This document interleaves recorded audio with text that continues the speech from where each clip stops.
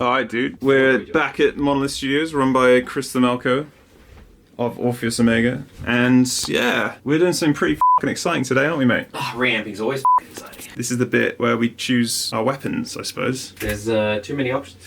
We've already decided we're definitely going to go with the Mesa.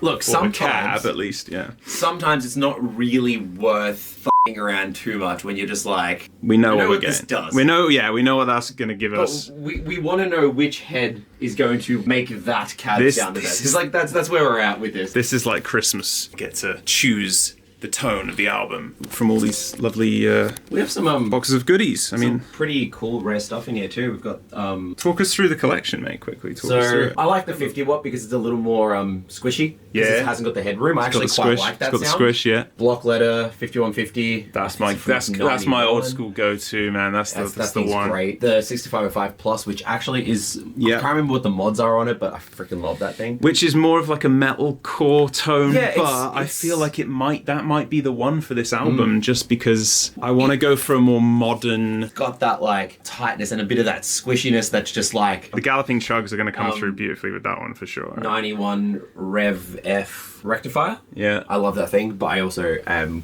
I'm going to bet all of my money that it's not going to suit this. No, I feel that'd be a bit dry. But it's so hit and miss. This is obviously... Oh, my baby. Mark 4A from 1990. Did I use that on one of the Moors? Did we use that on one of the Moors albums? I think. You used the 3. Oh, we used yeah, Mark 3. The Colosseum. Yeah. This one is my tea coaster for the day. That is a faux pas in the studio, isn't it? Obviously to keep a cup of tea on top of an amp, but... Yeah, I am going to try it. You are going to try it? It's a modded JVM. I don't run a boost into it. It sounds worse with a boost now after the mod. Wow. It just sounds genuinely amazing on its own. But for now, that's where I'm keeping my tea. And then the Framus Cobra, which you just can't get anymore too, which is great. Love that thing. So, what albums has this been used on?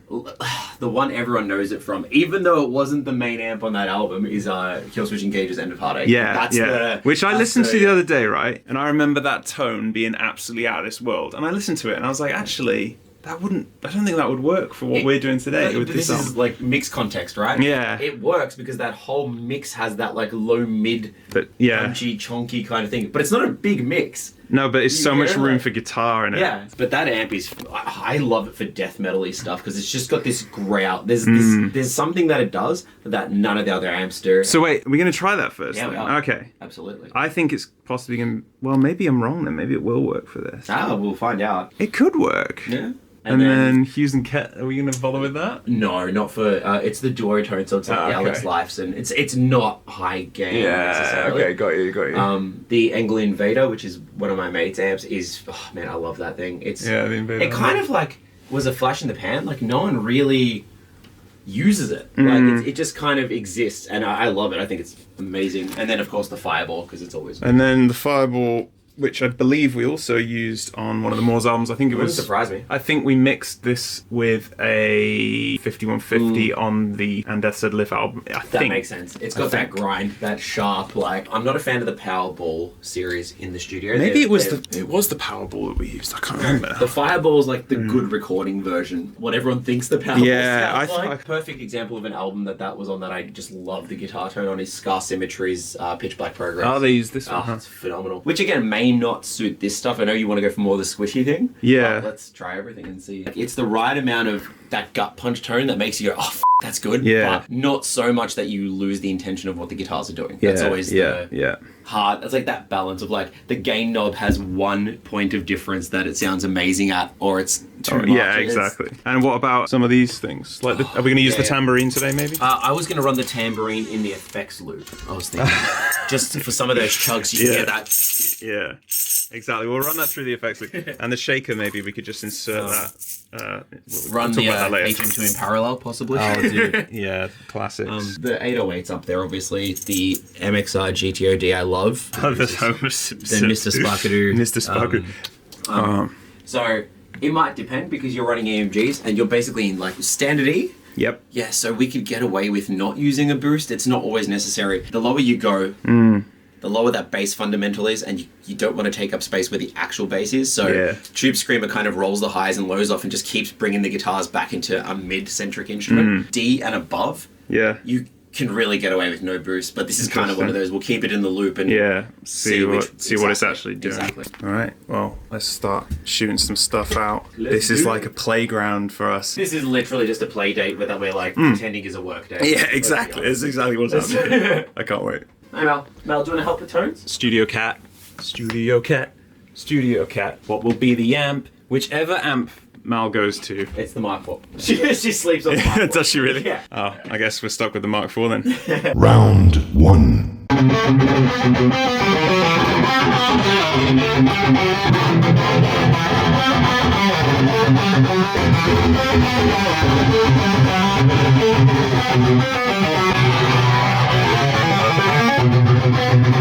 It's f***ing sick, isn't it? Yeah, that's pretty great. It's got some snarl to it. Le Marshall.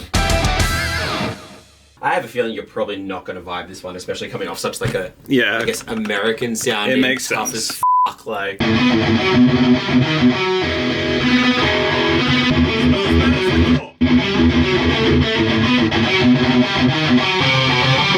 It's missing the bite, yeah, and there's this wompiness to it. The mids are sick though. Like if you blended this with the Framus, you might be okay. It's so smooth. It has a nice smoothness to it. It does. It's a f***ing great amp. Invader.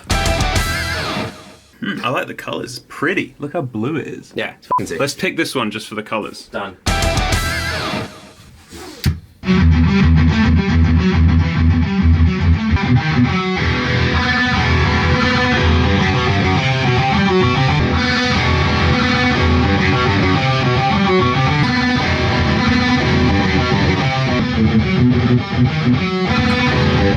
That is fierce. See what I mean? It's got the lows. It's angry as shit, but it's not squishy necessarily. Yeah. So you need to run it with the tube screamer to give it that squish, like that mid boost. Wow, okay, I was kind of impressed with that one. I love this amp, but it does one thing and one thing only. You know what I mean? Like that's so that's the thing with 5150s. They're like a one-trick pony, but the trick is so good. Yeah. Shall we start with the inflame settings? Oh, let's do it.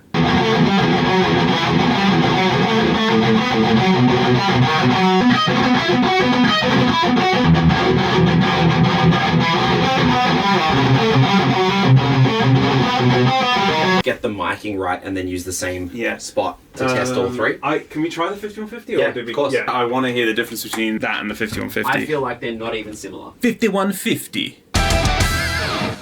I missed my 5150. I had to sell my 5150 before I moved here. It's got a MIDI controlled extra master out. Love it. Let's do it.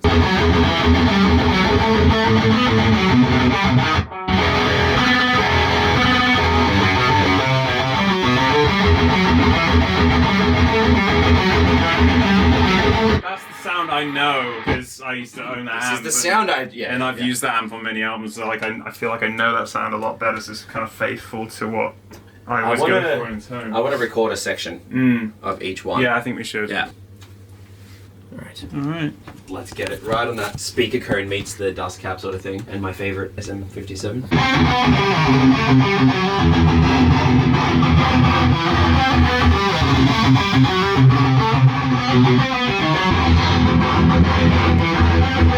It already sounds good. This is the 5150, right? When you hear it back to the monitor, it's like this works. What the f***? It's already done! The first half! Yeah.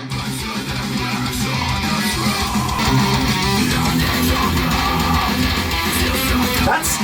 Yeah. I think we might have it.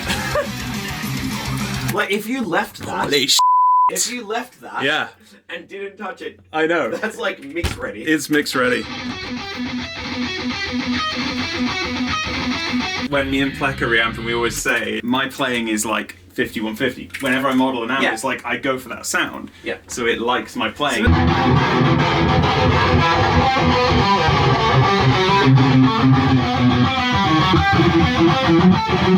The name of the game now is to try and beat the 5150. We're trying the 6505. But I don't know if the 5150 is going to get beat, dude. I felt the same way. I felt like it's got a bit more brittle high end. And the 5150 is like more rounded. Yes. It's just got more body. Yeah. But then in the mix, it can all change. You see?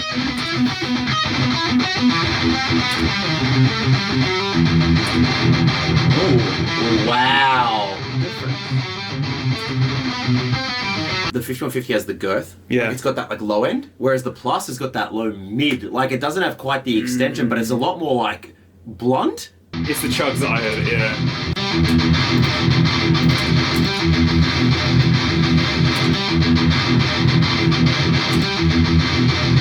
Oh yeah, you lose a lot of detail.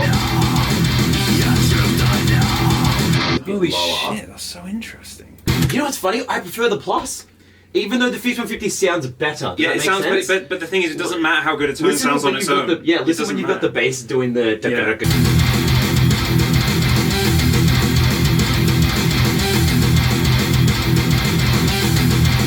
Yeah. It feels like it So this is what I'm hearing. Very similar, but on the chugs, there's a brightness and detail that is missing in the 5150. Yes, but the 5150 just sounds better on its own. But as I said, it doesn't f***ing matter if it's on its own, because...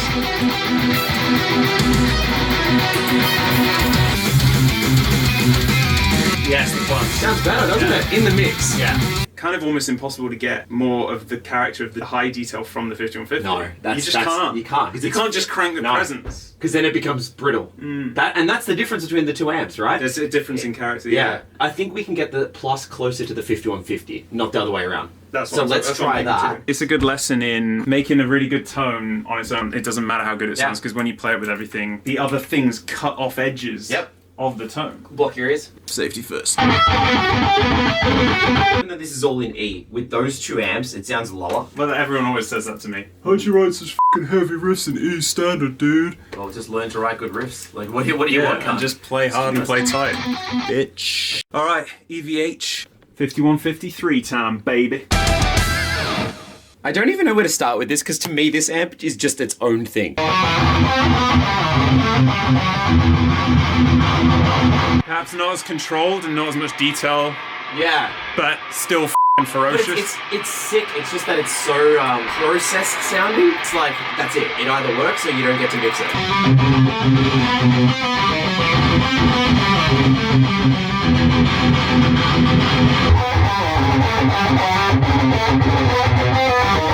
We tried the ENGL again. We think that it's almost there. It's a bit flat, same as the 5150, where the 6505 just brings this extra energy, this extra high-end detail that we love. Now we're going to try and shoot out the Framus again with the 6505. Let's go! Let's go! It's missing that special magic, the tinsel that the 6505 brings. It's the squish. You know what I mean? It's the squish. It's the squish. We need squish, people. It sounds good though. God damn. Alright, needs more salt, I guess.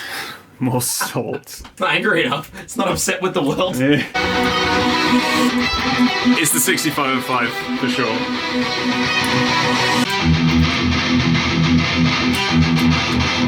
It's so close. I think we've got it.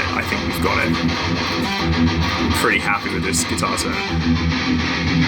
Is there a pseudo volume thing happening here? Well, maybe? It is at -10. These two. Yeah, to match volumes. Yeah. Sounds so good. Oh dear. Oh dear. My album just broke his computer. I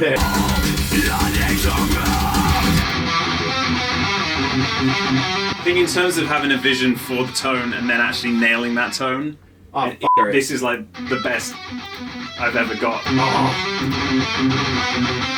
This is the Daniel Bergstrain trick. Running it through the DBX.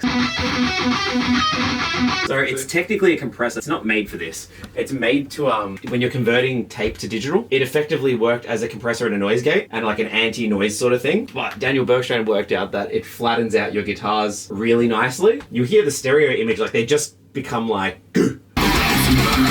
I feel like we've got it, I really do. It's I feel like I'm happier with this tone than any tone I've ever done for an album, just because it is what I had in mind to begin with. You got to sit with it and actually you know, I've done the Nordstrom technique with the mics so many times, but I don't want it to sound like phasey and two things going on at once. I want it to sound like one straight up, polished, modern, smooth sound. What's Andy Sneap's theory? If it can't sound good with a 57 on its own, it's not going to sound good with another mic. Yeah, SM57, baby. Straight down the fucking nozzle. Yep, we've got it! Dude, it only took like, what, 2 hours?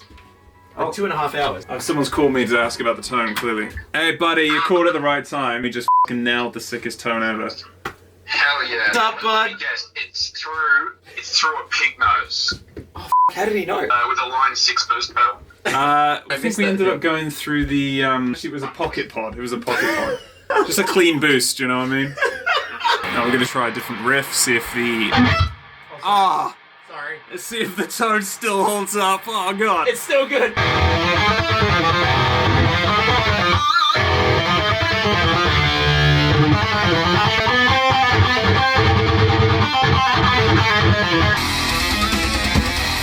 out. I'm done. I'm f***ing done. Pretty special.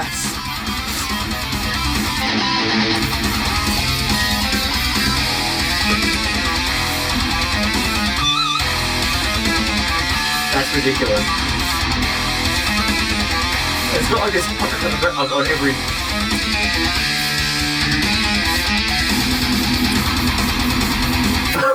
Yeah, that's like sick. a tractor. I'm f***ing done. I'm f***ing done. I'm out. That is so sick.